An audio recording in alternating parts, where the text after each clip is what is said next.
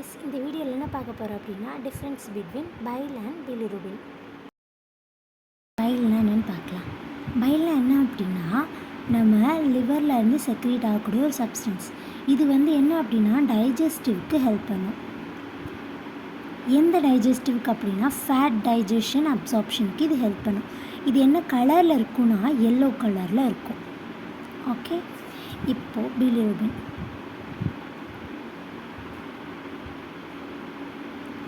Bilirubin அப்படிங்கிற substance எப்படி வரும் அப்படின்னா நம்மளோட ஆர்பிசி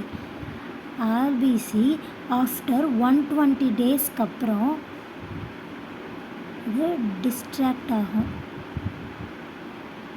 உடஞ்சி போனதுக்கப்புறம் நமக்கு கிடைக்கிற ப்ராடக்ட்டு தான் பிலிருபின்.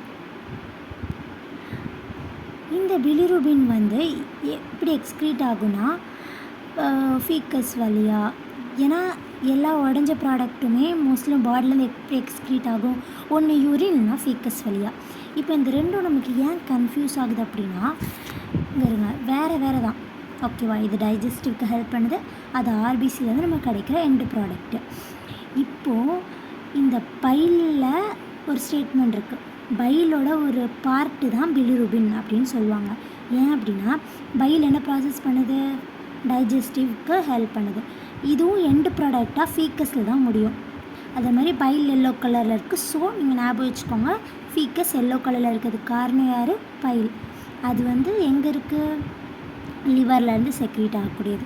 இதே பிலிருபின் உடஞ்சி நமக்கு ஃபீக்கஸ் வழியாக வருது. இந்த ரெண்டும் ஃபீக்கஸில் மிக்ஸ் ஆகிறதுனால நமக்கு கொஞ்சம் கன்ஃபியூஸ் ஆகலாம். பட் இது ரெண்டும் வேறு புரிஞ்சிச்சா? இதை மாதிரி ஈஸியாக தெரிஞ்சுக்கணும்னு வச்சிங்கன்னா நெக்ஸ்ட் வீடியோ பாருங்கள். பாய்.